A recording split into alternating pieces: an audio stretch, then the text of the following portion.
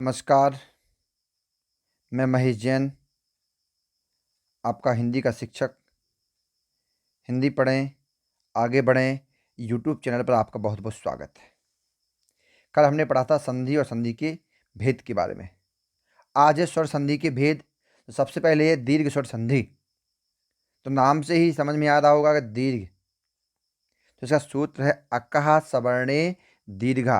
अका का तात्पर्य है अक प्रत्याहार। सवर्णे माने होता है समान वर्ण आने पर, दीर्घ माने बड़ा होना। तो यदि अक प्रत्याहार के बाद समान वर्ण आए तो दीर्घ हो जाता है। सबसे पहले जिन लोगों ने चैनल सब्सक्राइब नहीं किया है, आगे वीडियो देखने के लिए चैनल सब्सक्राइब करें और वीडियो पसंद आए तो लाइक करना ना भूलें। अब हमने बताया था अक्का सवर्ण, तो अक प्रत्याहार, अक प्रत्याहार। अब अक प्रत्याहार में कौन कौन वर्ण है? आ, ई, उ, रेर और लेर। अब आ के प्रत्याहार के बाद समान बढ़ा, यानी आ के बाद आ आए, आ के बाद कोई आए आ या बड़ा या, तो क्या हो जाएगा? बड़ा। ई के बाद ई या बड़ी आए तो बड़ी। ऊ के बाद ऊ या बड़ा ऊ आए तो बड़ा ऊ। रेड के बाद रेड या बड़ा रेड आए, बड़ा रेड कैसा होता है?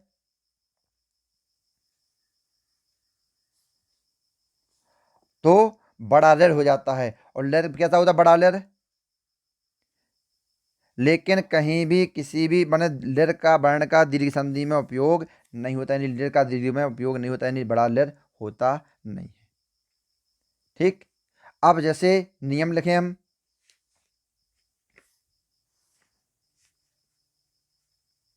नियम में क्या लिखेंगे हम?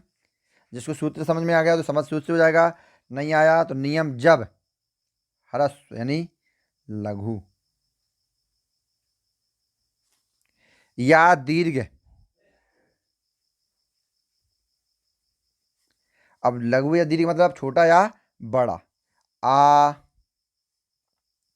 ई, उ, रेर, लेर के बाद समान, इनके समान जो लिखा है आ, तो आ के बाद आ, इनके समान वर्ण आते हैं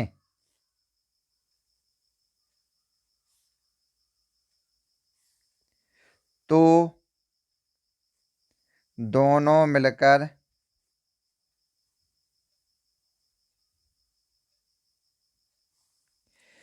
दीर्घ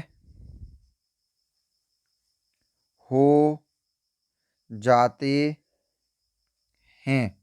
हम दिखा दें पहले आपको, जैसे आ के बाद क्या आ सकता है? आ के बाद या तो छोटा आएगा या बड़ा, तो दोनों मिलकर क्या हो जाएंगे?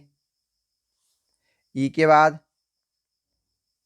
ई या बड़ी, तब क्या होंगे? बड़ी। ऊ के बाद ऊ या बड़ा ऊ, तब क्या होंगे? बड़ा ऊ। ये ध्यान रखना, यहाँ ई या ई दोनों आ सकते हैं। इसके बाद ई या बड़ी, तब बड़ी। ऐसे यहाँ छोटा या बड़ा दोनों आ सकते, इसके बाद छोटा या बड़ा, तब दोनों मिलकर क्या होंगे? बड़ा होंगे। ठीक। अब जैसे उदाहरण समझ लीजिए, जैसे हेम धन आलय। कल हमने बताया था जहां हलंत ना हो वहां कोई ना कोई स्वर है, तो यहाँ कौन सा स्वर है? हेम में हमने स्वर निकाल लिया। कौन स्वर था? छोटा। हमने छोटा निकाल लिया। अब यहाँ छोटा है और यहाँ बड़ा है, तो दोनों मिलकर के क्या हो जाएंगे? बड़ा। तो अब यहाँ माँ आधा है, माँ आधा के लिए कौन स्वर मिलेगा? बड़ा। हेम बड़ा बन गया था वहाँ आलय। अब ध्यान रखना है, आधे स्वर क्या था? आधे अक्षर के व्यंजन के साथ कोई स्वर है तो वो स्वर यहाँ व्यंजन में मिल जाता है, तो बड़ा है काय में मिल जाएगा? माँ में, हेमा। अब यहाँ क्या बचा? स्वर यहाँ आ और आ मिलकर बड़ा हो गए थे, लय मिला तो लय यहाँ आपका हो गया हिमालय। ठीक। अब एक और देख लो, जैसे उदाहरण के तौर पर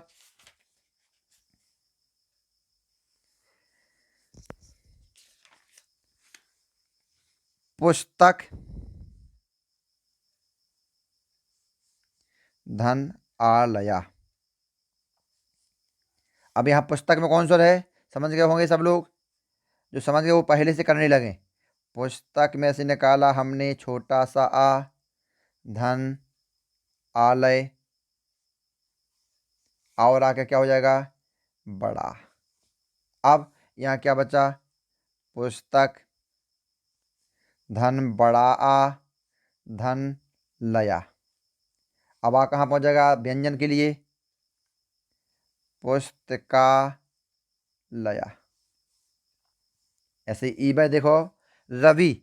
अब कई लोग अशुद्ध लिखते हैं, रवि, धन, इंद्रा।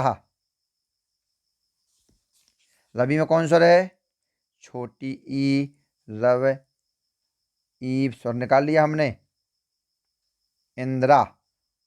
ई और ई मिलकर के बड़ी, ये हो जाएगी बड़ी। यहाँ बचा था दना और द्रा, तो ई किसको मिल जाएगा, वा को। वा में बड़ी की, रविंद्रा। ठीक। अब जैसे भानु, धन, उदया। यहाँ स्वर देख लो, ऊ है तो ऊ स्वर निकाल लो, ऊ, धन, उदया। क्या हो जाएगा, ऊ और ऊ का बड़ा ऊ, तो भान, धन, ऊ, धन, दया। ऊ किसको मिल जाएगा, ना को, भानु, दया। ठीक। जैसे मात्र, ये ऋण का है, ऋषि, ऋणम। तो यहां इसमें क्या निकलेगा, ऋर और ऋणम। तो ऋर और ऋण मिलकर के बड़ा ऋर। ठीक। तो क्या हो जाएगा, मातृम।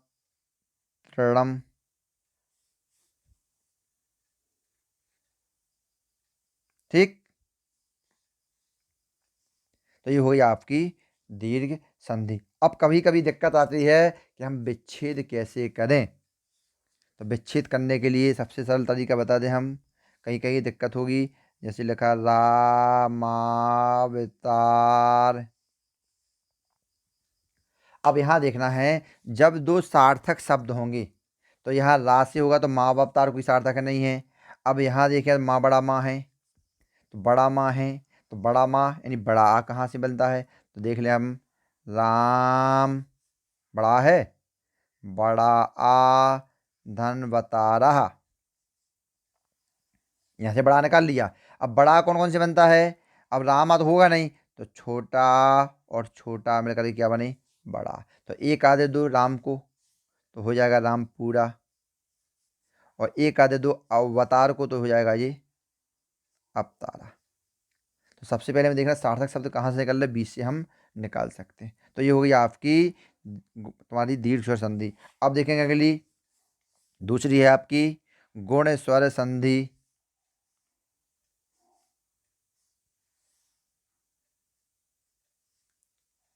गुण स्वर संधि, इसका सूत्र क्या है, सूत्र है इसका आद्य गुणा।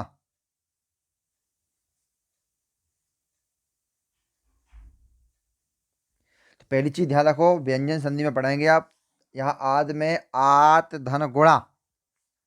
व्यंजन संधि पढ़ेंगे जब आप, तो पहला वर्ण तीसरे में बदल जाता है जसत संधि में। तो आत में विभक्ति कौन है, रामात, पंचमी विभक्ति। पंचमी विभक्ति का कारक चिन्ह क्या है, अलग होने के अर्थ में। तो यहाँ ध्यान रखना, आत मतलब आज से अलग।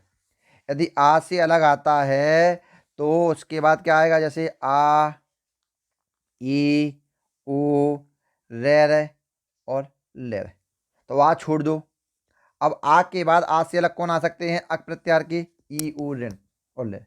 तो आ के बाद यदि ई उ लेर लेर आते हैं तो क्या हो जाता है? गुणा, माने गुण, यानी विशेषता हो जाती है। जैसे आ के बाद क्या आए? ई, तो हो जाएगा ए। आ के बाद उ, तो ओ। आ के बाद रेर, तो अर। आ के बाद लेर, तब अल हो जाता है। ये हो गया सूत्र के आधार पर। ठीक। आ के बाद यहाँ ध्यान रखना 3 संधि हैं जिसमें आ आगे आता है, दीर्घ, गुण और वृद्धि।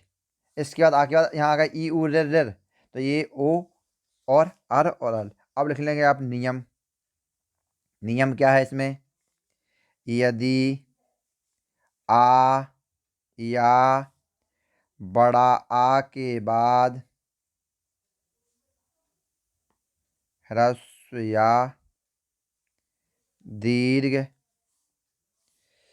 ई उ रेर लेर आए तो, आते हैं तो दोनों मिलकर क्रमशः ए ओ आर और अल हो जाते हैं। ठीक। अब उदाहरण देख लो, जैसे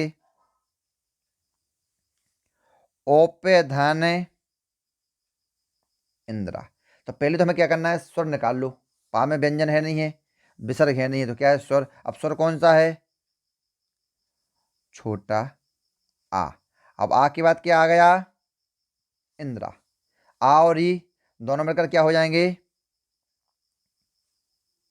आ और ई का ये, तो क्या हो जाएगा? ये किसको मिलेगा? पा को। उपेंद्र। ठीक। जैसे स्वर धन ईसा। रामेश्वर कौन है? छोटा। तो स्वर धन ईसा। आ और ई का ए, तो किसको मिलेगा? सुरेशा। ठीक। जैसे महाधन उत्सव, यहाँ कौन स्वर है? बड़ा। यहाँ ऊ, तो आ और ऊ का ओ, तो क्या हो जाएगा? महोत्सवा। सबसे पहले आपको मात्राओं का ज्ञान होगा तो आप स्वर निकाल लेंगे। ठीक है। जैसे देव धन ऋषि। देव में कौन है? छोटा आ। ठीक। और यहाँ क्या है? रेर ऋषि का। आ और रेर का क्या होना है? अर। चूंकि रा कैसा रहेगा? आधा, तो आधा रा कहाँ पहुंचेगा? ऊपर, तो देवर्षि। ठीक। लटकार देखिए, तौ धन लटकार। तौ में कहा है? हुआ में आ। धन लटकार। आ के बाद लेर आएगा तो क्या होगा? अल। तब क्या हो जाएगा? तबलकार। ठीक। यदि वीडियो पसंद आए तो लाइक करना ना भूलें। कल वृद्धि और यण। जय हिंद, जय भारत, जय हिंदी।